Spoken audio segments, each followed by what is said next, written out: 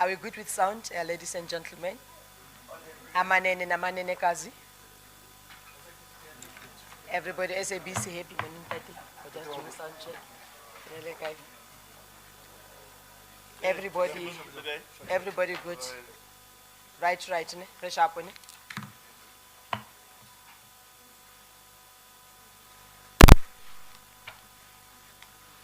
We'll be starting in exactly 3 minutes. We're going live. And don't forget, I saw the last time, when you move about, just make sure that you are not disturbing somebody's camera.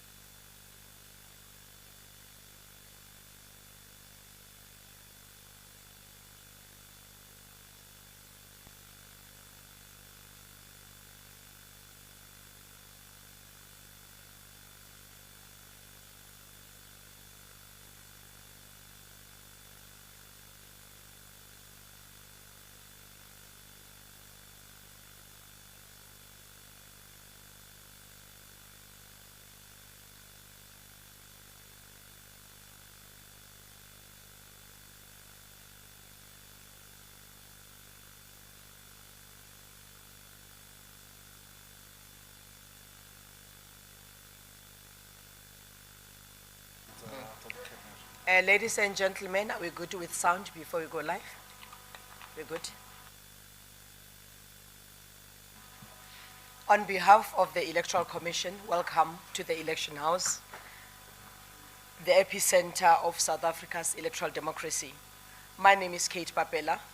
As we begin with today's briefing in terms of developments around 2026 municipal elections, I welcome you all. Besides the guests that are here, the media from South Africa, also officials from the Electoral Commission. We also have got viewers who are following us on social media platforms and across all other platforms in South Africa. All of you welcome. After the Chief Electoral Officer has briefed the nation, we'll take questions, and just to ensure that we understand everything that has been said. And I'll also request all the media houses introduce themselves as they do so. Joining me in today's quarterly media briefing, I'm joined by the Chief Electoral Officer, Mr. Simon Mabolo, known as Kolobeyabe Atladi. Next to him, I'm joined by Chief Electoral Officer, Deputy Chief Electoral Officer, Mr. Shiburi. Also, next, further down at the table, I'm joined by Deputy Chief Electoral Officer for Outreach, Dr. Victor Shale. Ladies and gentlemen, on that note, a warm welcome to the Election House. Also joined along the corridor, I've got Ntate Mahlangu, the Deputy Chief Electoral Officer for Party Funding. Next to him is Memwahisi, the GM for Civic and Voter Education. It's going to definitely be an exciting morning. Ntate Mamabolo, as you bring the nation, let us take through your statement.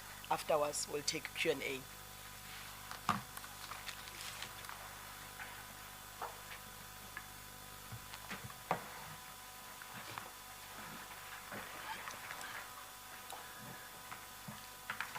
Good morning, and thank you, Kate. Our statement reads in the following manner. As South Africa's preparations for the general elections of municipal councils are advancing methodically and nearing key implementation milestones, we must first and foremost remind all South Africans eligible to vote to register where they ordinarily reside and that once the election date has been announced, they must vote where they are registered. Importantly, the Electoral Commission hereby announces a voter registration weekend on 20 and 21st June 2026 to maximize registration opportunities closer to where voters reside. The intended outcome of the registration weekend is to facilitate access to franchise and broaden electoral participation. The timing of this registration weekend aligns with the current planning framework, namely that the Commission must stand ready to administer elections whenever such elections are lawfully called. This alignment ensures procedural certainty, operational readiness, and full compliance with the legal framework. Following the completion of the processes of voter registration, we anticipate the proclamation of the election date by the Minister of Cooperative Governance and Traditional Affairs. Once the election date is proclaimed, eligible voters will have until midnight on that same day to register to vote. The proclamation of the election date will formally trigger the performance of activities that underpin the election timetable. Some of the key features of the election timetable include the following: the certification and publication of the voters' roll, inspection of the roll and the lodging of objections, if any, consideration and adjudication of such objections by the Commission, submission of candidates' nominations and the applicable cut-off times for those processes. The Commission's position is that an early announcement of an election date is critical to allow South Africans to decide where they will be on voting day, as this determines directly where they are required to register. For instance, a student studying in one province but ordinarily resident in another must know whether they will be on campus or at home when the country votes. That clarity ensures they register correctly and avoids unnecessary administrative complications closer to election date. Crucially, in local government elections, there is no legal facility to vote outside of the voting station of registration. This is a necessary requirement as it ensures that voters vote in a ward election that has a relationship with their place of ordinary residence. In other words, voters vote for ward councillors to represent the communities in which they live. Several important election precursor milestones have commenced, and some have already been achieved. Chief among them is the ward delimitation process. In December 2025, the Municipal Demarcation Board finalized and handed over to the Commission a total of 4,305 wards. These wards represent 95% of all wards nationally.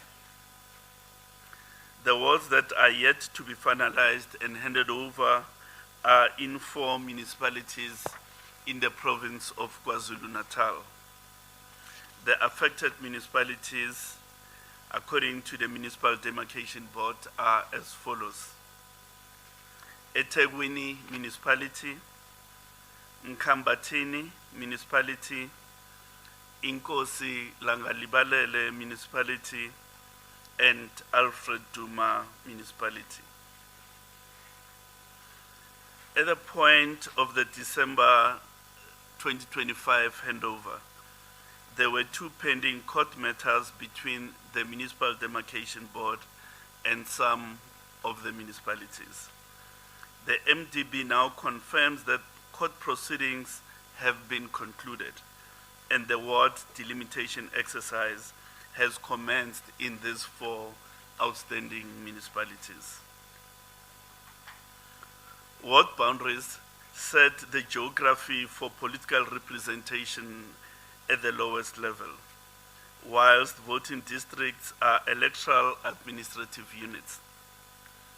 Citizens register where they live, and these registrations are organized into the voters' roll segments per voting district. Once the Minister of COGTA determines the number of councillors for each municipality, the MDB uses the registered voters across voting districts to delimit wards and, when necessary, subdivide voting districts to maintain balanced voter population between wards.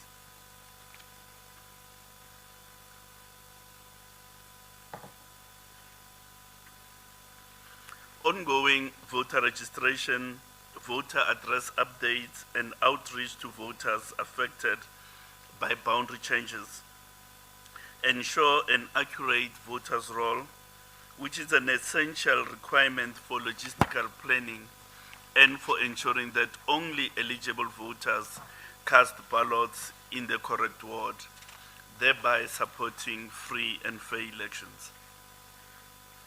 As matters stand, the latest ward adjustment resulted in the subdivision of 1,865 voting districts, representing 8% of the total number of voting districts nationally. Provinces with the highest proportion of voting districts subdivided by the new wards are KwaZulu-Natal and Gauteng, which together account for approximately 45%.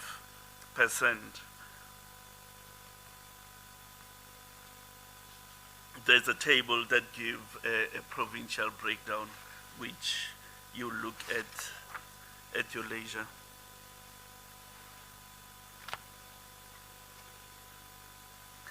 The combined effect of ward delimitation and population movement makes it necessary for the IEC to revise voting district boundaries and the voting station network ahead of each election.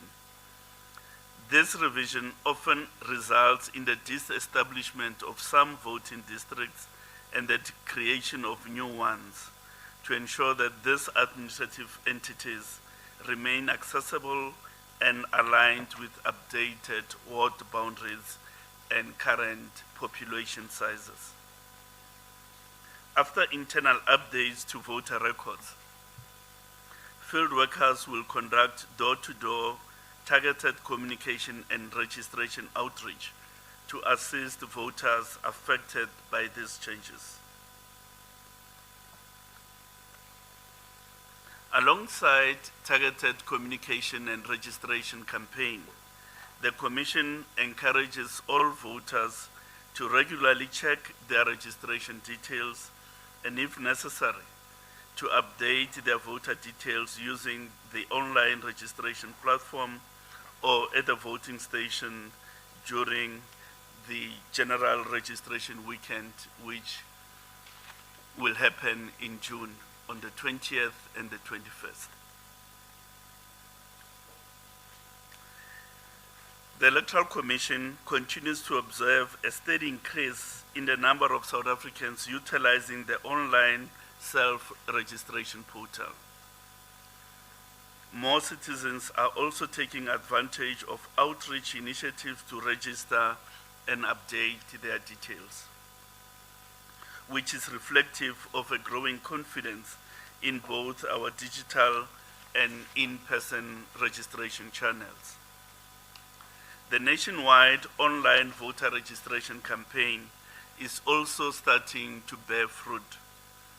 Between November 2025 and March 2026, a total of 260,000 new registrations were recorded. Of this, 128,000 were voters, Of this, 128,000 voters registered through our voter management devices, whilst 132,000 registered via the online self-service portal. The steady increase in registration can also be attributed to the online registration campaign, which encouraged citizens to register, update, and verify their details remotely.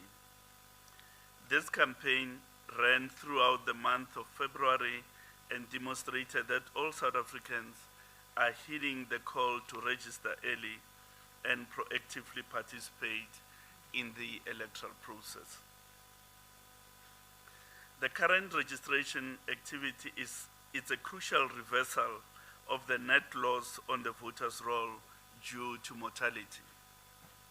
Ordinarily, voter registration numbers decline in the period between two elections.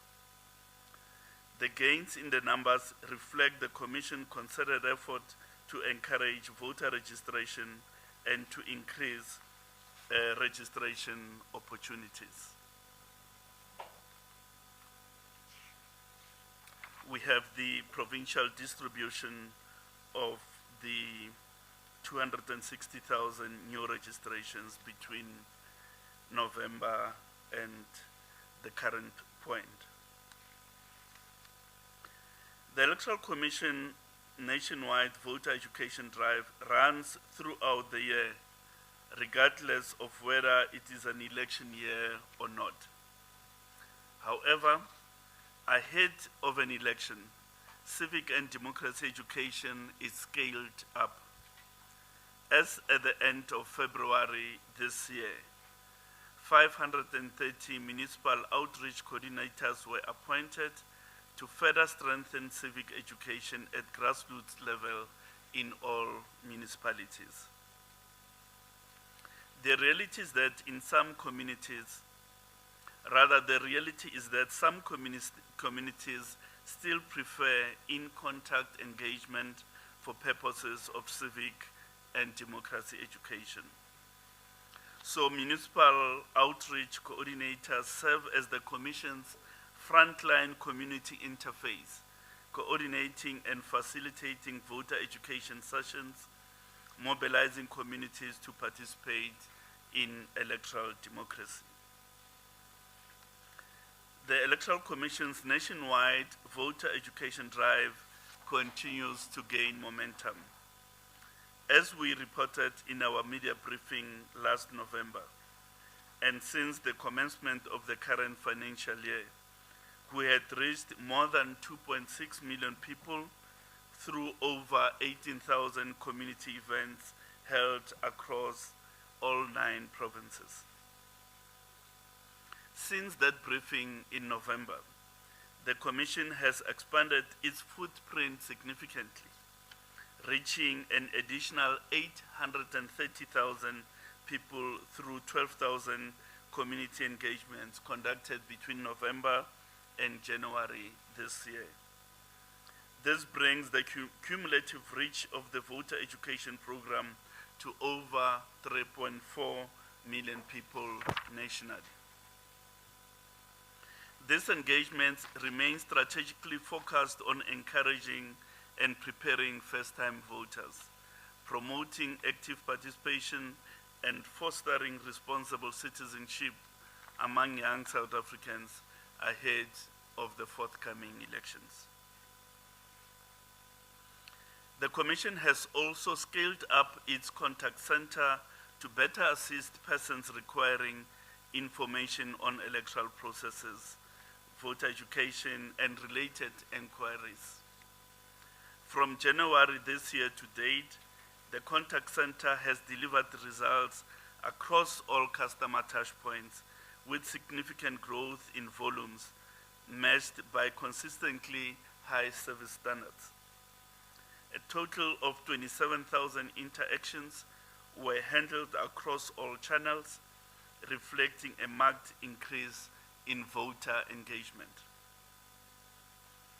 This upward trend was driven by a 47% increase in voice interactions, 159 surge in live chat engagements, 49% rise in email correspondence, and 103% increase in Facebook and Instagram engagements. Now we turn to staff recruitment and training. The Commission has approved the recruitment and selection criteria which informs the currently unfolding recruitment of registration staff. These criteria were discussed in the National Party Liaison Committee meeting, and some of the key elements of the criteria are as follows. Applicants must be South African citizens, must also be registered voters. The registration supervisor must have at least eight years professional, supervisory or administrative work experience.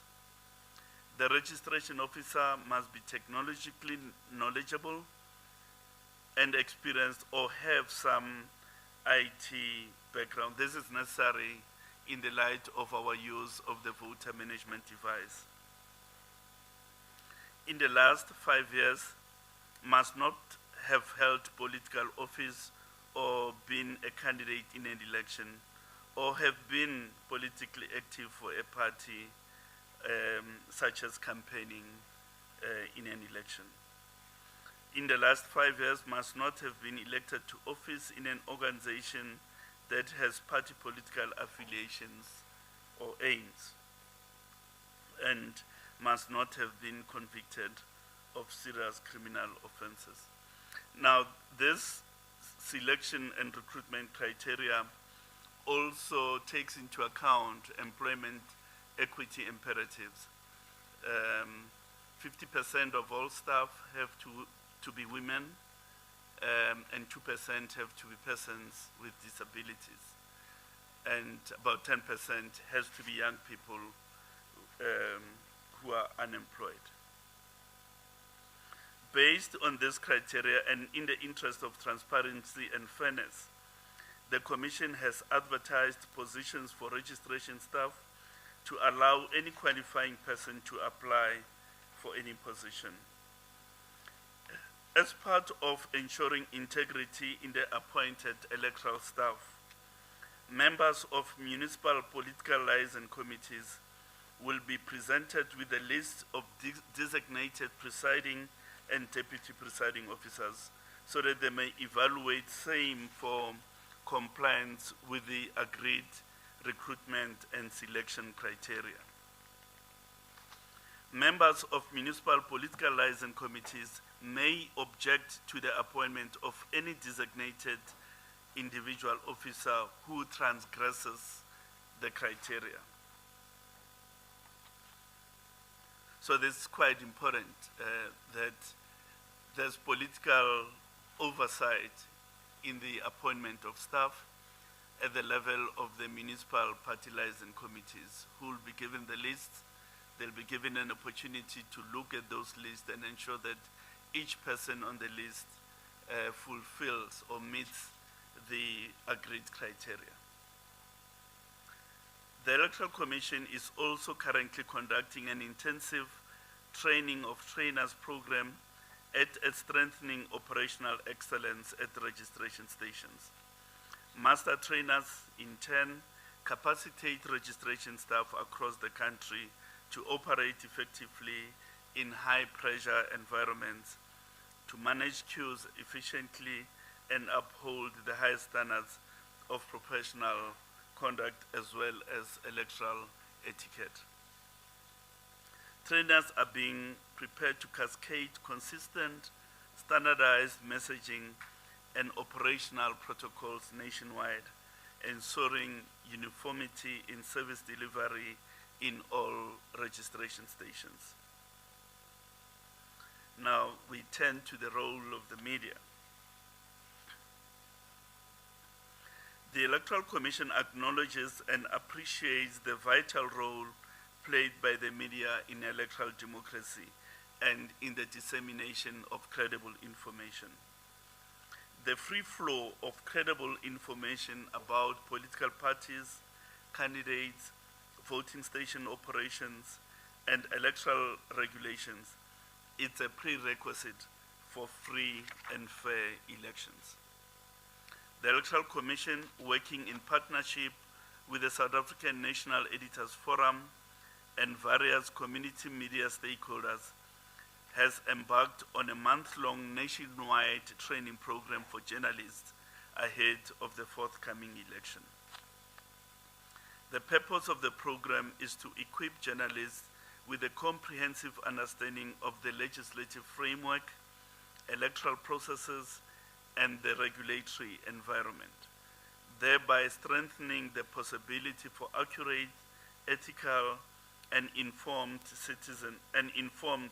reporting throughout the election period.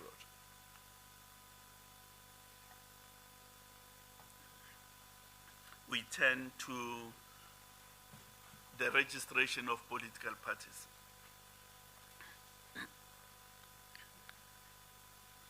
Currently, the total number of registered political parties is 805. 20 new parties were registered in the period between October 2025 and February 2026. Of this, 299 are registered on a national level, while the balance of 209 are either registered on a provincial, district, or metropolitan level. Parties are advised to ensure that they update their correct details. In fact, to update their correct contact details. This is to ensure that the records of the Commission are current and thus able to facilitate communication where this may be necessary. The Electoral Commission has concluded a nationwide series of information workshops aimed at preparing all contestants, registered and unregistered political parties, as well as aspirant independent candidates. The purpose of this information workshop is to facilitate informed and meaningful participation in the upcoming local government elections. These workshops were conducted across all 9 provinces between 17th November and 10 December 2025. The topics covered were, amongst others, the road to the 2026-2027 local government elections, requirements for the registration of political parties, candidate nomination processes in respect of both independent candidates as well as political parties, seat calculation and political funding matters.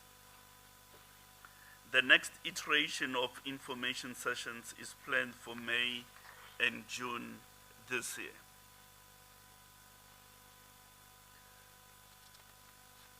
Now we turn to by-elections. As stated earlier, the work of the Electoral Commission is continuous.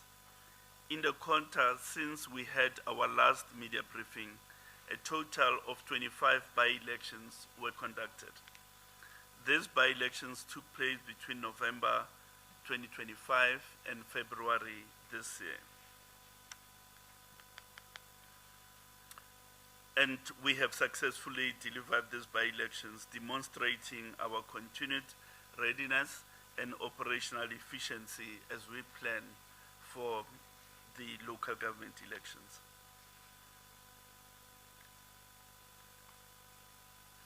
In line with its mandate, the Commission continues to replace PR councillors, that is, proportional representation councillors, where vacancies have occurred. This is to ensure continued representation and legitimate functioning of municipal councils. To this end, 105 councillor replacements were effected since our last interaction.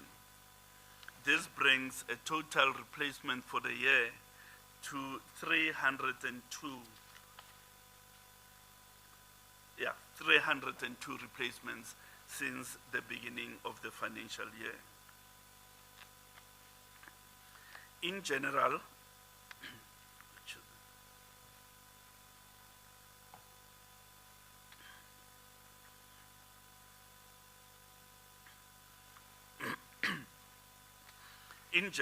the law requires that the by-election be held within 90 days of the occurrence of a vacancy. However, the law further recognizes that holding by-elections too close to the next nationwide local government election could confuse voters and candidates, particularly where ward boundaries and voting districts may have changed.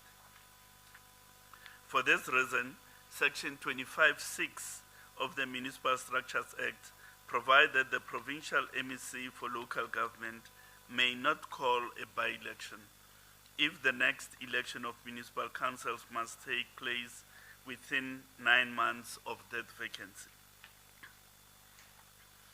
This situation also arises when the MEC, acting in consultation with the national minister, decides that the by-election should stand over until the general elections of municipal councils.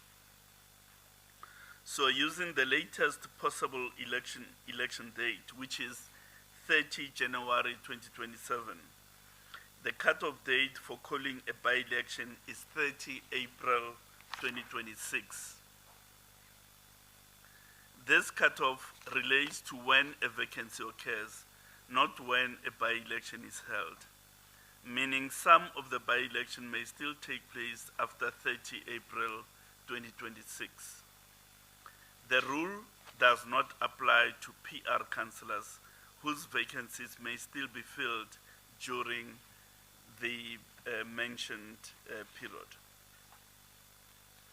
The Multi-Party Democracy Fund is the next topic. The Commission continues to appeal to individuals and corporate South Africa to seriously consider and make contributions to the fund to support and enhance a vibrant multi-party democracy. For the second quarter in a row, the Multi-Party Democracy Fund has not received any contributions from individuals and corporations. This absence of contributions to the fund does not necessarily indicate a structural flaw in either the law or the fund, but rather a likely combination of factors such as donor preferences for direct donations, current economic circumstances, fiscal constraints, as well as electoral timing dynamics. The Electoral Commission welcomes the international recognition for advancing political funding transparency. The 2025 report by Transparency International, titled Digital Disclosure of Political Finance in Africa, Asia, the Pacific, Latin America, and the Caribbean, identified South Africa as the most advanced country in Africa in digital political finance disclosure. The report notes that out of 51 African countries assessed, South Africa is one of only 2 countries, along Morocco, that publish political finance information online. The report recognizes that South Africa's system is significantly more advanced.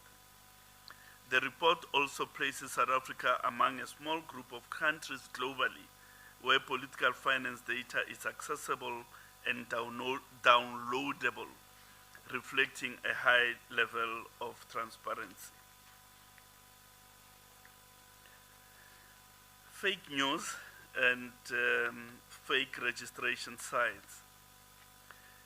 The growth of artificial intelligence has had the unintended consequence of causing the increase in the use of digital platforms for disinformation and fraudulent purposes. The Commission is aware of fake websites impersonating its domain. The sites are intended to lure unsuspecting members of the public to share their personal information. For example, the IEC does not use the domain such as exemptme.github.io. Members of the public are advised not to click on links and urged not to share their personal information such as ID numbers, phone numbers, addresses on these websites. The only official online voter registration portal is register2vote.org.za or www.elections.org.za.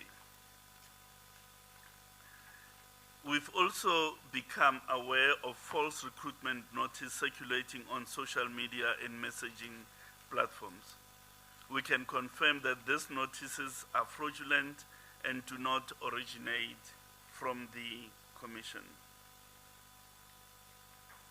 Members of the public are advised that the Commission does not use shortened or rebranded links for official recruitment.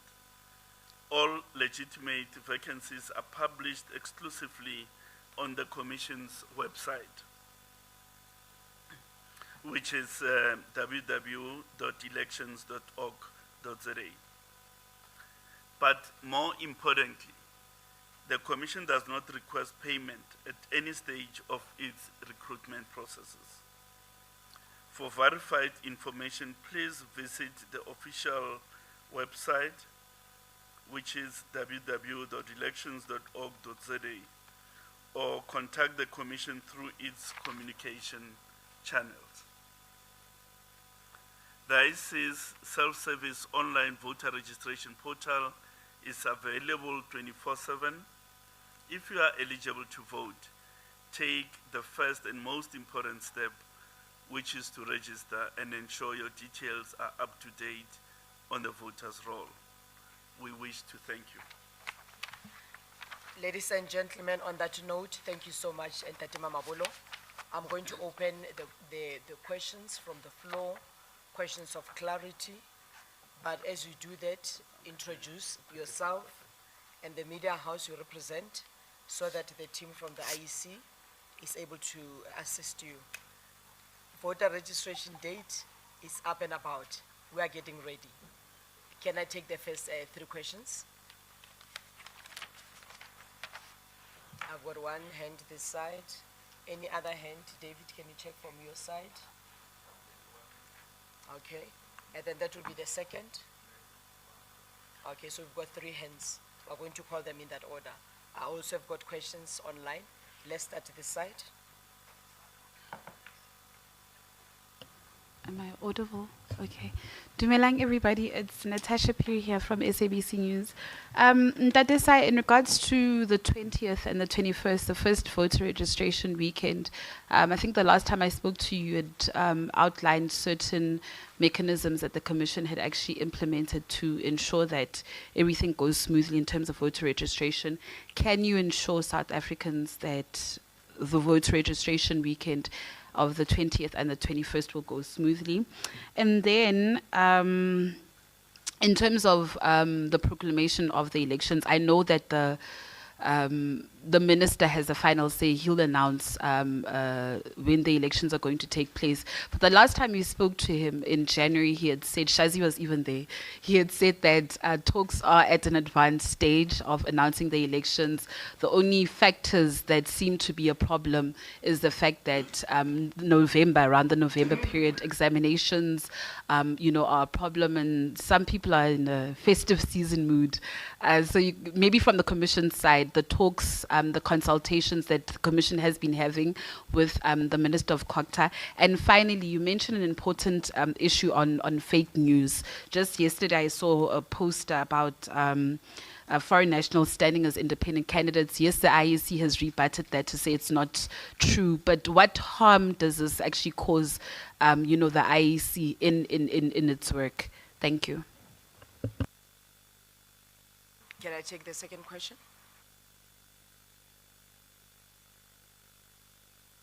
Sorry.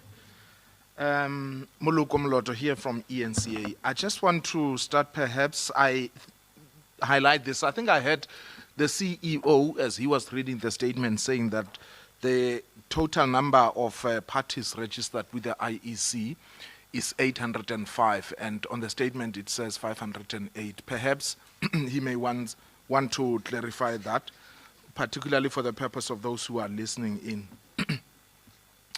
The second question relates to, when you say that the Commission's position is that an early announcement of an election date is critical to allow South Africans to decide where they want to register, in view of the fact that the Minister is yet to pronounce the date, where you are now as the Commission in terms of your readiness, and I would assume that there are certain things you may want to wait for the Minister to announce before you can get down with. Do you think that this is delaying you, this is holding you back in terms of you proceeding, in terms of your preparedness? There was a statement made by the leader of the Economic Freedom Fighters, I think in January, during their meeting in Boksburg. An allegation was that the IEC is harboring criminals who steal votes of other political parties. He gave an example as part of his claim that at his voting district in the township of Seshego in Polokwane, where he votes, the EFF got 600 votes and the ANC got 300 votes. His claim was that that tally was captured, certified at the voter district level. Everybody who was there, the party agents agreed that that was the result. However, the number that was captured at the results operations center, the numbers had been swapped. And he says, and that issue was raised with the IEC, an acknowledgement was made that it was an error and it was corrected. I just want to understand whether you as the IEC are aware of this claim, which Mr. Malema has made publicly. Last two questions. There have been calls to synchronize the elections. People saying South Africa is on a never-ending electoral mode. Is that a matter that was ever discussed? But also, I remember, can't remember whether it was the EFF or what, another party also saying, do away with this by-elections, because this ward would have been won by party A, B, and if somebody resigns or they die or for whatever reason they vacate the position, just allow them to fill in that position, because you have people who would really kill other councillors hoping that they will be candidates next. Those are my questions for now. Thank you so much. May I take the last one?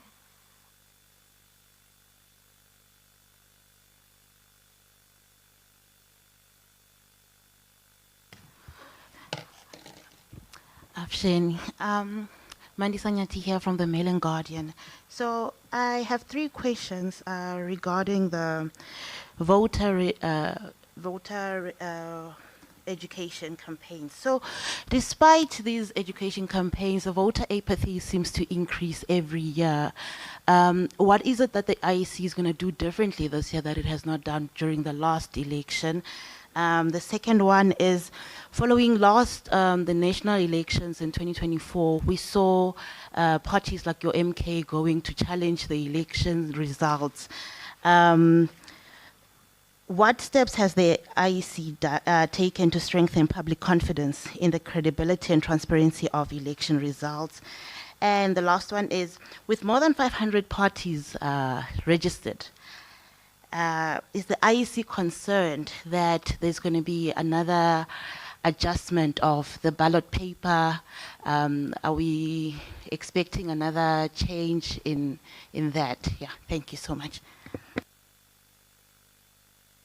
Thank you so much. I'm going to allow the team from the IEC to respond to those questions. CEO, when you're ready.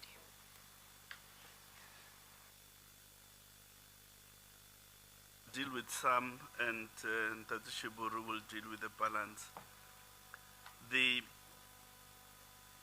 Can we assure South Africans that the registration process will go smoothly?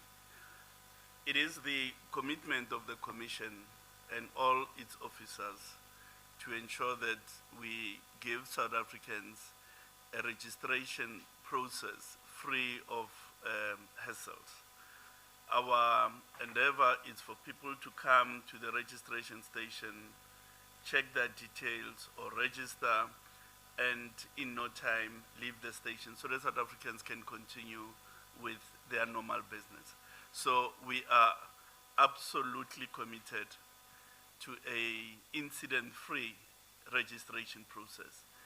And furthermore, we are absolutely committed to a smooth and efficient operation of voting stations when the election date is eventually proclaimed. Indeed, we confirm that discussions with the Minister of COGTA are at an advanced stage.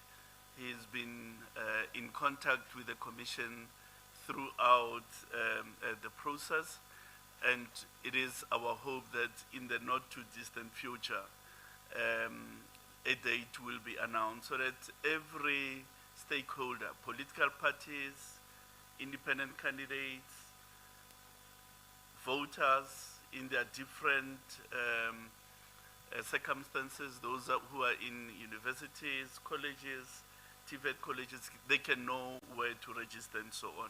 So it is really our hope that the date will be known soon.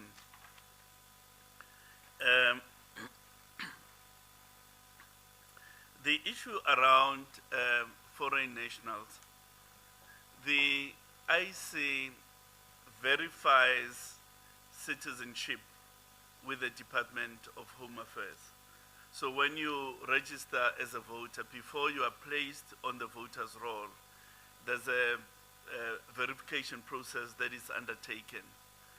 And in terms of that verification, we check whether, firstly, you are a South African citizen, and if so, whether you are eligible in terms of age to be placed on the verified segment of the voter's roll. So everybody who's on the voter's roll, 27 million at the moment, we've been able to verify their citizenship status with the authority that is responsible for the citizenship of the country, which is the Department of Home Affairs. Then I'll deal with the one issue and yield to Ndata Shiburu. Ndata Moloto, pardon me, is actually 508 and not 805. You know, when your math is not good, it lives with you forever. Thank you, CEO.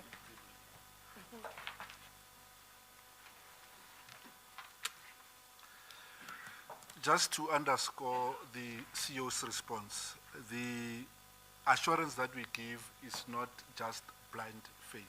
It is assurance informed by the following. One, in our last interaction, we indicated the steps that we are making to ensure that the challenges that we experienced previously do not recur. What do we mean? One, we have re-looked at the coding on our voter management device so that the voters roll app on that device works optimally. Two, we're subjecting all the apps having been recoded to external validation to test for load bearing, and also thirdly and more importantly, we optimizing the VMDs to work in all different social settings. In other words, to work in online where you have a strong bandwidth connection, but to also work in an offline mode so that it transmits data only when it has established a strong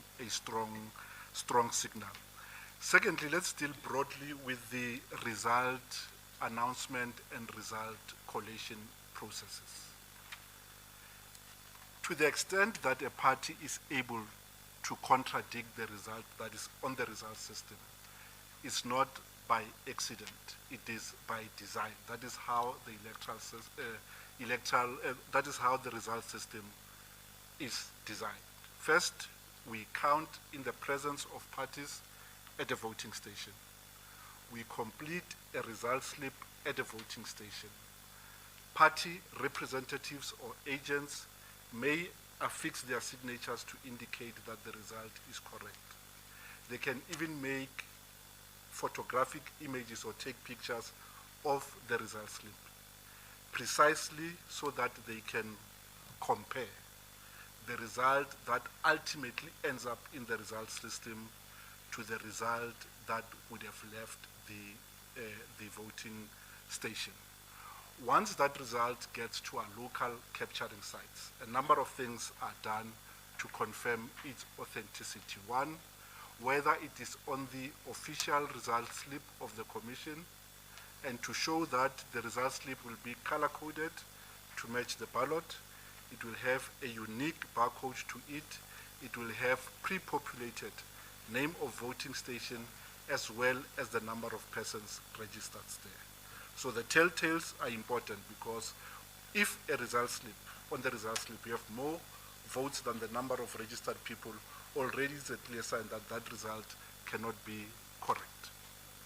We scan that result to create an image so that parties and ourselves can call that result up and compare it with the result that has left the station. Secondly, at significant cost, we employ independent auditors who audit each result slip, not on a sample basis, but on sampling each result slip for each voting station to compare that the result slip that we've received from the station is the one that has been captured on the system.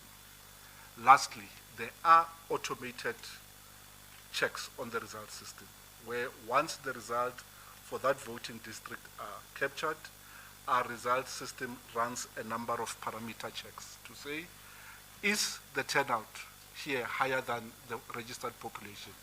And the system will block the result. Two, if a party X got 300 votes on one ballot and 1,000 votes on the other, the system also flagged that result to indicate that voter behavior is out of sync in that station.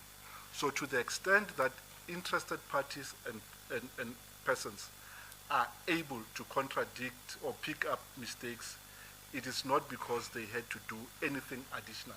It is the information that the Commission provides to make sure that the results that are published are ultimately the correct result. Lastly, there is a period within which parties may raise objections with the Commission on the declared results so that the Commission can deal with issues that are not proper.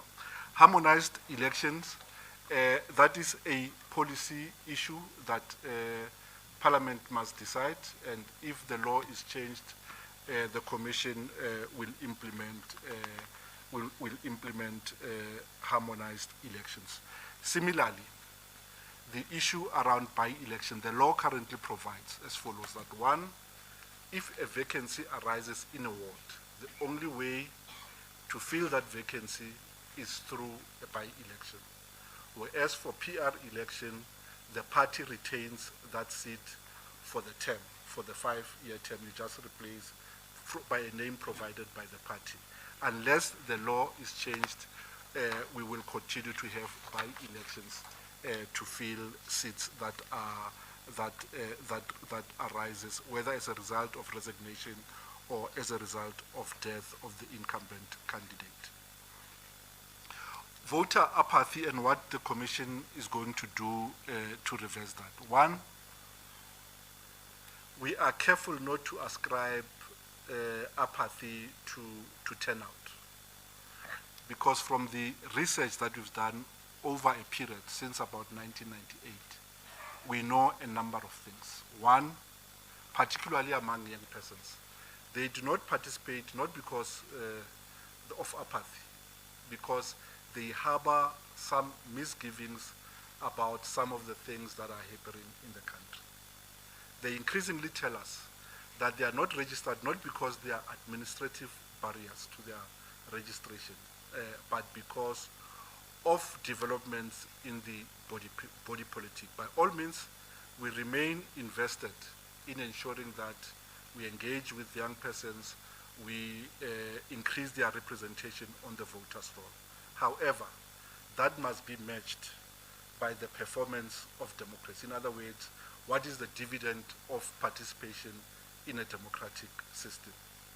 Until there's congruence between those two, the rate of participation will unfortunately continue to be on the decline. I've dealt with the issue of trust in the results system. The number of parties and impact on ballots. Indeed, that is correct. Because if you register a party, you can't register it for any other reason but to contest for state power. We are a multi-party democracy. We do not take issue with the number of registered political parties. We do not take issue with the number of parties that ultimately contest. However, we are concerned with the length of the ballot and what it does to a voter. We know for a fact that certain voters find it difficult to identify their party of choice on a lengthy ballot or on a ballot set out in 2 columns. That may lead either to voters not making a mark at all or miscasting their ballot. Miscasting a ballot is that you intend to vote for Mama Bulo, you end up voting for somebody else, or making more marks than are required on that ballot, which renders that ballot a spoiled ballot. I've dealt with all the questions. Thanks, Kate. DC, whilst you're here, I'm going to read a question for you from a Daily Maverick from Victoria. Does the IEC currently have sufficient resources and funding to administer the elections to avoid problems seen in the past, such as operational and technical issues and staffing challenges? That's the first one from Victoria. And then there's one from independent media, Khalisile. The shift from a black box to a glass box implies that public and experts can see exactly how the technology works. How can independent tech experts or political party agents access the results of the end-to-end testing performed on voter management devices? The second part of independent media question is, which strategies has the IEC identified to flag hyper-local deep fakes before they go viral on community WhatsApp groups or social media? I think those are the only questions coming through the online system. The last one from Arthur at Heart FM in Cape Town. Clarity on the voter registration. Is this first voter registration drive, or can we expect a second drive later this year? Thank you.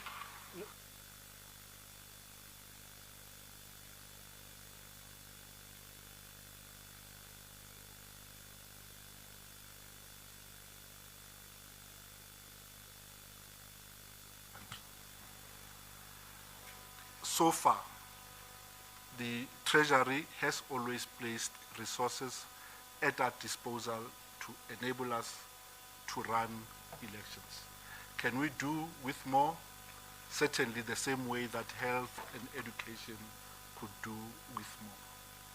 So challenges can be ascribed only to funding. I confirm we have funding to run a proper election. Staffing, we have indicated that the Commission has gone back to its long-standing recruitment criteria, not because it wants to exclude certain demographics, but to do the following. One, to ensure that a voting station is managed by a person with administrative acumen, a person who can withstand the rigors of managing an administration, a person who has managed people or processes. Because if you juniorize the management at the voting station, it shows in the quality of administration at that voting station. It shows also on the quality of the voters' roll. The majority of electoral staff will always be young and unemployed persons. The criteria applies only to the three key management roles at a voting station.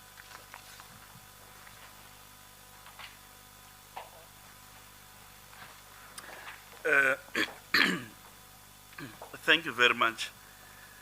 The black box, the Commission's framework for the collation of results remains one of the most transparent you can find in any electoral administration, or at least we run one of the most transparent systems you can find. And these are the features that are in place to ensure that transparency. First of all, the result system, once it's coded and ready, it will be subjected to an external audit process so that there is independent confirmation of its functional characteristics, and that it does the same for all contestants. That audit outcome will be presented to political parties as will be to the nation, because confidence that the result system functions optimally and does what it ought to do must ultimately be directed to the broader South African population. So at the appropriate moment, once the audits are done, the report will be availed to the country. Secondly, the political parties will be given an opportunity to bring their own ICT audit experts to audit the system and find confidence through that process that the system does what it ought to be doing. So those opportunities will be availed to parties. Maseko has spoken to you about the process for the collation of results and the length to which we go to ensure the integrity of the results. I will not repeat that. Safe to say that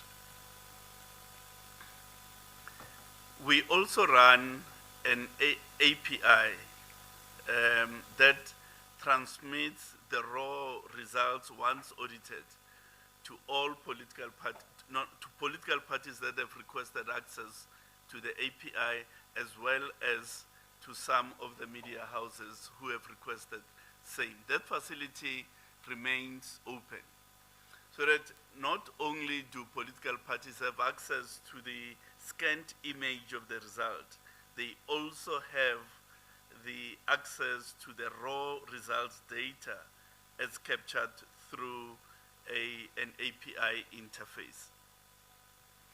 Now, as regards the voter management devices,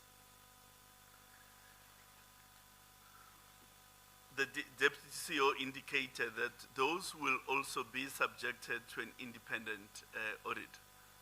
And the outcomes of that will be shared with political parties and indeed with the country.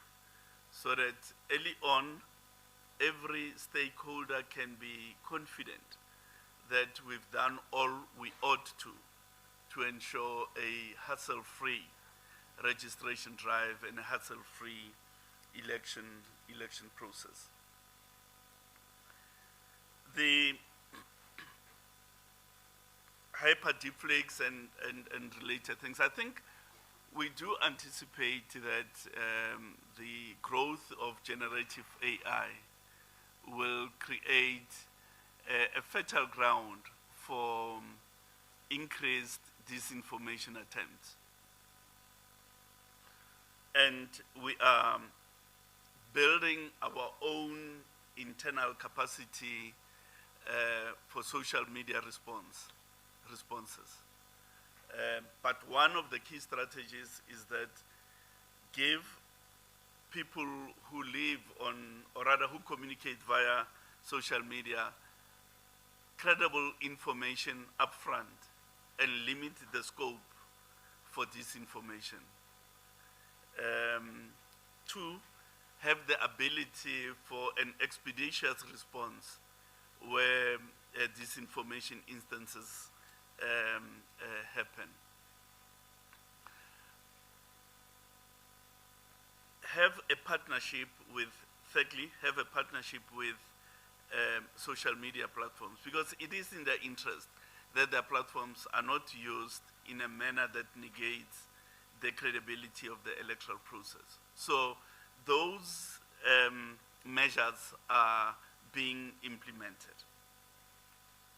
But importantly, we are also evaluating the possibility of a social media code of conduct. We're verifying its constitutionality and related things. So at an appropriate moment, we will be indicating whether such will be constitutionally permissible and what framework has to be to engage political parties, candidates, media, and everybody on an acceptable use of social media in the electoral process. Thank you so much, CEO. Just lastly. The last question. Yes. Whether there will be a second registration weekend. Today, we are only able to confirm the registration weekend for the 20th and 21st of June. We can't preclude the possibility of a second at this stage, but we have no confirmation at this stage. Thank you so much, CEO. If there are any other questions, I'm going to wrap up. I'm taking the last round. Then we'll be wrapping up for the morning. I've got one hand here. There's another one. Okay, I've got a few hands. Okay, let's start this side. I'll come back this way. Yes. Okay, let's start here.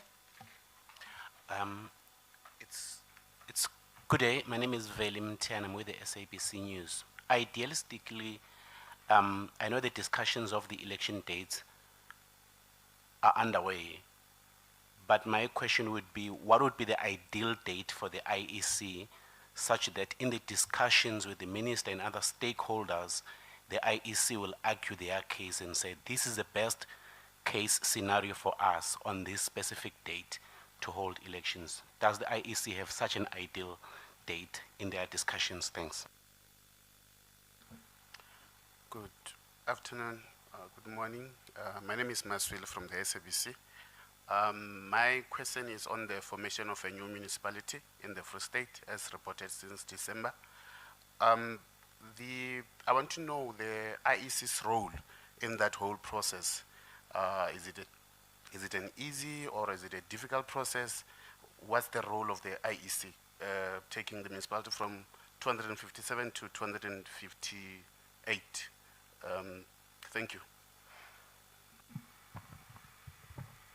My name is Yamtanda Kapa from News 24. My question is about the replacement of PR councillors. You mentioned that you were recorded 302 in the year. Is that number normal? Is it high? Are you also able to tell us what the cause is? Is it councillors dying and are those natural deaths, or is it just parties replacing them? And also, do you have a figure for how many ward councillors you've replaced through by-elections? Thank you. Veronica Mahwadi here from Newsroom Africa. I just have two questions. One being on the voter registration. My colleague earlier spoke about some of the comments that were made by the EFF, I think last month. And one of them was also about automatic registration for South Africans when they turn the age of 16 or get their IDs to be automatically registered. Is this something that the IEC would ever consider? Considering the fact that it takes an enormous amount of money to put together voter registration weekend and to get those resources on the ground to speak to young people at a mall to register. And speaking about money, the budget in regards to the rollout of the local government elections, we are, of course, as you've mentioned, seeing a lot of political parties, more ballots being printed out as well. Just talk to us a little bit about how the budget is looking in terms of readiness for this year. Thank you. Thank you, Moluku, again from ENC. I don't think my two questions were responded to. And I appreciate Mr. Shiburi for telling us about the process of tallying the votes at the voter district station. My question was direct. Did that incident which Mr. Malema alleged, did it really take place? Is it true what he's saying, that the numbers were swapped? And while we are at it, perhaps if you can just tell us about the actual number of people that you are employing. I might have missed it, but I did try to check on the statement. I don't know. Perhaps those that you will be recruiting specifically for this particular elections. Oh, sorry, I beg pardon. And also on the issue of whether the fact that the minister is yet to proclaim the date, is this holding you back one way or the other? Thank you, Pizzo Molemane, Kaya News. Mine is all about safety. In the 2021 local government elections, the then Minister of Police, Becky Cele, announced that, if not mistaken, 300 high-risk areas were identified as hotspot in the 4 provinces, namely Eastern Cape, Gauteng, Western Cape, and KwaZulu-Natal. Since the beginning of this year, we've been seeing an increase in the number of protests within communities due to municipalities, their own municipalities, political parties. And some protesters have been threatening the IEC and the upcoming local government elections. Well, we all know that the safety of elections is relying on police and likes. But as the IEC, are you concerned that these coming elections might be affected by further protests during the elections, the safety of the voters, which is very important? No one will want to go to a voting station when there's the area is volatile. The president has also announced the deployment of the SANDF to problematic areas. Are you willing or wishing to have the president to extend the deployment beyond the elections? Thank you. It's Natasha Piri here. You jumped me. Sorry, Natasha. Oh, okay. Shannon Merrick's SABC Africa. I think there's someone after me that wants to ask as well, before Natasha. My question is, I'm not good in maths. I did woodwork. I failed woodwork in matric. So I understand numbers not too good. So I want the IEC to explain this to me. 27 million people are registered as voters. 10 million people on voting day, the last elections, national elections, decided not to go for whatever reason. Isn't the IEC worried that out of 27 million, the IEC has not reached a 99% voter turnout on the day? Because that will be good, because those people are registered. They are not citizens. So those people registered, why did they not go to vote, and what is the IEC going to do to get them to the voting station? Because they wouldn't have registered if they never had intention to vote. Secondly, the issue my colleague is raising about safety, and I want to add this to disinformation, and I think that there's so many media here. It shows the IEC must congratulate the media. It shows the media want to get this message to the public. Now, 2 local elections ago in Alexander, EFF and IFP, they were protesting. I was there. A helicopter was shot down. Ballot boxes was found. We reported. Then the police, intelligence, everybody said, no, it's disinformation. 2 days later, almost 100 people appeared in court, arrested at that event. So we need to identify disinformation and people that's on the ground. Because sometimes I might know something, maybe intelligence don't know what's going to happen tomorrow morning. I might know it. Then I report it as a media. Then you say it's disinformation. No, it's just we're on the ground. We have better access to the people, and that's it. Thank you. Good morning. Good day, commissioners. Mine is just a short question. I know that Ntate Shiburi did touch on that, especially on the, I would say, for a lack of a better word, yes, voter apathy. You said that people, especially young people, are not interested really in participating, not because of the lack of work done by the IEC to sort of maybe make it fashionable or enticing for them to participate in the electoral process, but it is because of the democratic system in South Africa. As the IEC, have you ever engaged government or political parties for that matter, or politicians for that matter, to sort of maybe make the democratic system in South Africa more meaningful for young people to see it as maybe their civic duty to participate in the electoral process? And again, at some point, you mentioned that 4 municipalities in KZN, a chief electoral officer, haven't concluded their delimitation process. By any chance, do we have the time frame in terms of when are we likely going to see that concluded? That's my submission for now. It's Natasha Puri here again. Just as a follow-up question, out of interest sake, Mr. Mamabolo, you spoke about foreign nationals. I just wanted to find out if we've had any naturalized citizens contest, for the elections, or as a candidate. Because I just saw something. Apparently in 2021, there was somebody from the Eastern Cape, Ezbaleni, who contested as a candidate, but we are not aware, or we're not so sure if this person is naturalized or not. Thank you. All right, Jakisha Bangu from Lavolset. Mine is just a concern concerning the issue of communication. I've learned I've observed rather that there's a lot of information that is being disseminated to public in the season of elections.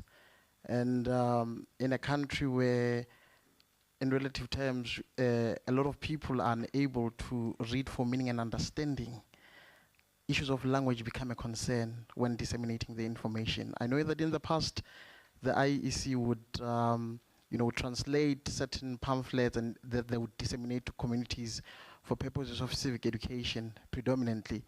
But I just wanted to know as to how far is the IEC, or what is the IEC doing in making it easy for the less erudite to can understand the information that they are communicating to the public beyond English. Let me take the last one before IEC response. Good day, it's Nkosinathi Shazi from Power FM News. Just two questions regarding the election date, and I want to play devil's advocate with this question. The COGTA Minister, Uvelenkosini Hlabisa, said to play a crucial role in the determination of an election date. At the end of the day, he does belong to a political party, the IFP Nkatha Freedom Party. With him consulting and perhaps having a potential idea on the election date, does this not give his political party an unfair advantage just with regards to the planning purposes of the elections? And then just last questions, out of the 3 months, November, December, January, has the IEC flagged December as a potential high-risk month to host the elections? Of course, South Africans take their festive season very seriously. And there's also issues of holidays, back to school, and all those preparations. Thank you very much. Thank you. On that note, I'm going to allow the IEC team to respond before we wrap up. Thank you, CEO. Okay, thank you for the questions. The first cluster of questions relates again to the election date.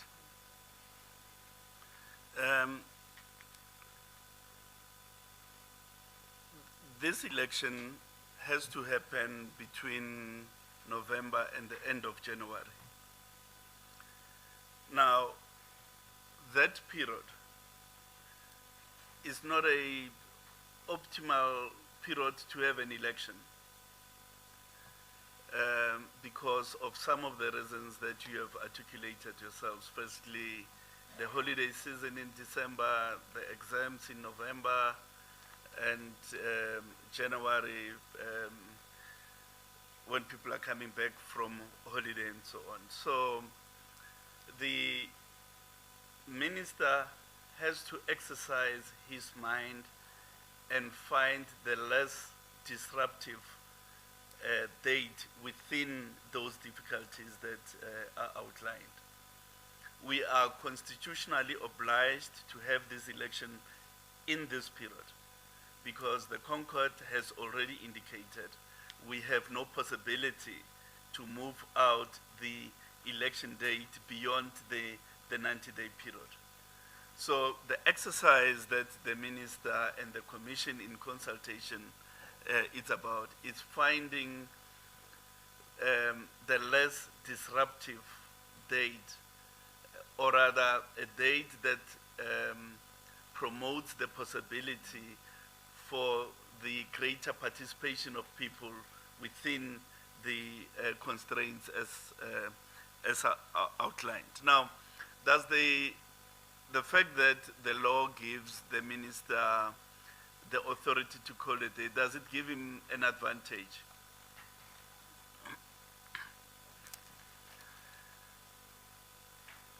The minister exercises this authority in a non-partisan, from a non-partisan perspective, as a minister, and not as a leader of a political party.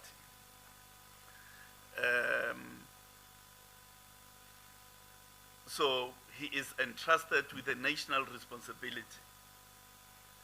And that national responsibility involves exercising his mind, taking into account all relevant factors, the schooling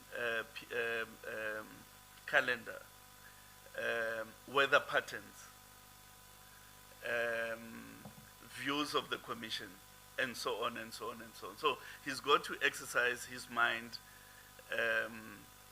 taking into account all relevant factors and not so much from a party political perspective.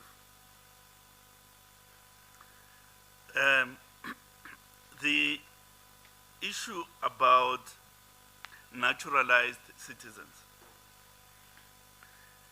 Our law as it stands does not distinguish the franchise rights of citizens on a basis of whether you are a born South African or a citizen by way of naturalization. Once you are naturalized, you have the benefits of citizenship like all other South African citizens. So once you are naturalized, you have a right to be on the voters' roll and you have a right to be a candidate until there's a legislative intervention that debars naturalized citizens. Then they have the possibility to participate as voters as well as candidates.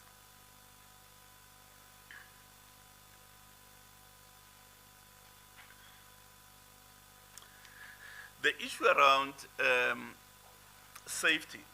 Safety remains a primary concern of the Commission because an election ought not to be an event where people lose life or limb. An election should be about the celebration of democracy, where we celebrate our nationhood, where we celebrate our citizenship, because an election is an opportunity to give practical expression to our constitutional rights that we have. So that's really the starting point when one looks at the issue of security. But two, there are constitutionally mandated institutions for the provision of security to all South Africans. In fact, all inhabitants. Chief among those is the South African Police Service. They have a constitutional duty to protect inhabitants in the country, to protect property, and so on and so on. The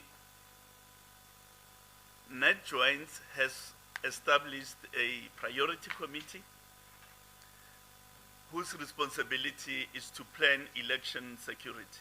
They have started, meetings are happening.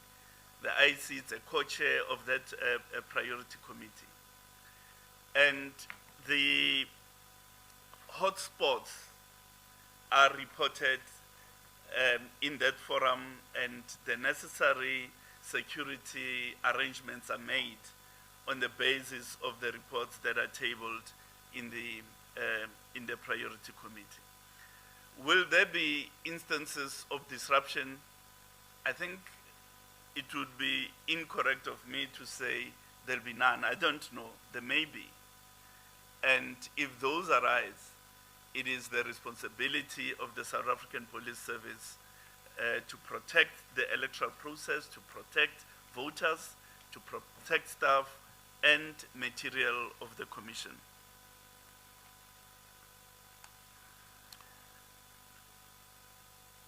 The automatic registration, it's a national policy question which requires legislative amendment. The EFF has made a proposal.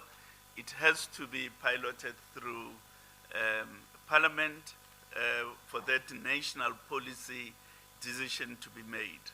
And the Commission will engage with those discussions once the necessary legislation is proposed in Parliament. In terms of budget, yes, as Mr. Shibur indicated, we have a fair budget to run the elections. If we exclude our administrative expenses, we're looking at a 2.6 billion budget to do the elections. So we really have been engaging hard with Treasury, and they've tried to meet us and enabled us to conduct a credible electoral process. Is there, maybe to go back to that issue, is the date holding us back? No, it's not holding us back, which is why we announced the registration weekend. We're not saying we can't do anything pending the announcement of the election date. The processes of the Commission, the electoral processes, are unfolding. What delimitation done by the 4 municipalities, We are revisiting all voting districts in conjunction with municipal party liaison committees. We are identifying suitable voting stations in that process. We are training the trainers, and there'll be a training rollout ahead of the election. We are doing a platform upgrade to ensure that our ICT platform is renewed and it has the new technologies for purposes of security and related things. So we are not held back by the fact that the election date has not been announced. What we are raising, though, is that it would be preferable were the date to be announced early so as to allow students to decide where to register and so on, and to allow for all other electoral stakeholders, independent candidates, political parties to prepare themselves and so on.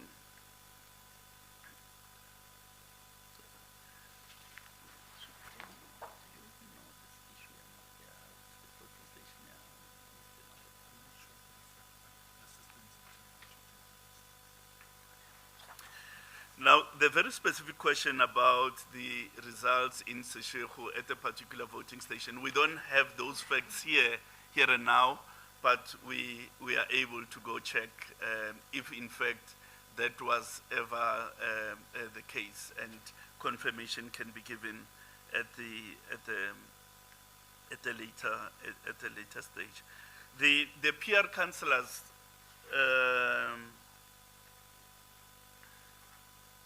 The 302, the reasons 159 is resignations, 45 mortality, 98 expulsions in the party. Is it normal?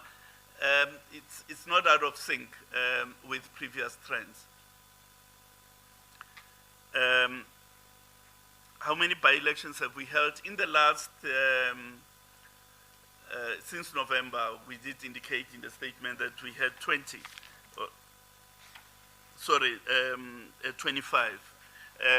We can give you the annualized figure hereafter.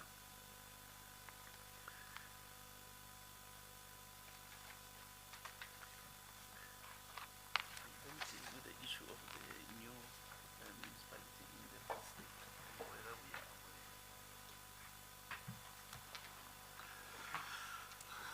are. There's just a few residual questions. Is the role of the Electoral Commission in respect of the new municipality in the Free State?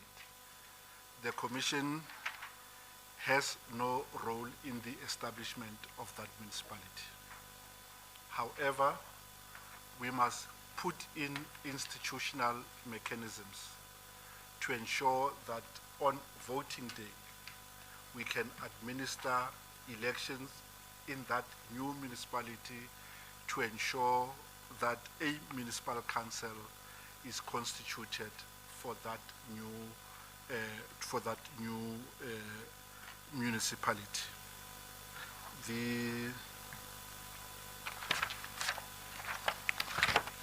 The last question relates to apathy among young voters and what is it that we are doing about the 10 million registered voters who did not participate in the elections in 2024. We will imminently release the outcomes of research that will indicate the predominant reasons why people intend to vote or why people do not intend to vote. And armed with that, we can then sharpen our strategies based on data so that our decision making is data driven and not just a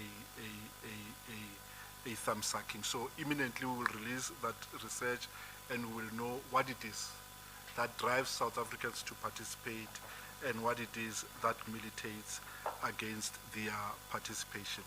The last question related to information dissemination and pamphlets in other languages. The observation is correct.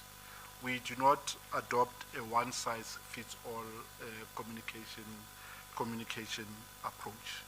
From research over a prolonged period, TV and radio still remain the preferred methods for South Africans to consume information about election. While there's an increase in people who use social media, the level of trust of the information that they consume on that platform is very low. But you'll also accept that TV and radio are also the most expensive mediums of communication. So we must find and derive a mix. One, there's increasing digital use of digital platform. There's increasing animation of material that we place in the public domain to deal precisely with the issues of literacy and language. However, where we still use pamphlets, those pamphlets are translated into the predominant languages in provinces.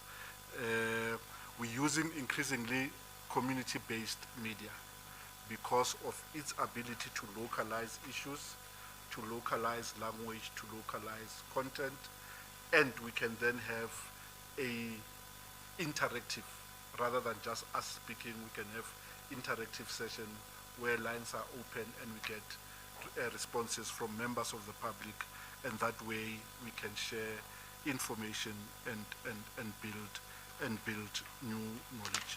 I think we've covered. Ladies and gentlemen, on that note, let me thank you for coming through to the election house.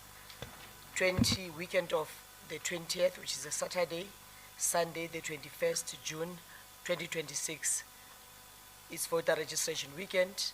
As we go back to our offices, we'll definitely ensure that you get the statement, to get all the information shared on this session. On that note, have a good afternoon. Sorry, Sis Kate. Sorry, Sis Kate. Moloko again. Do you have the total number of people that you will be employing? I think that question was outstanding.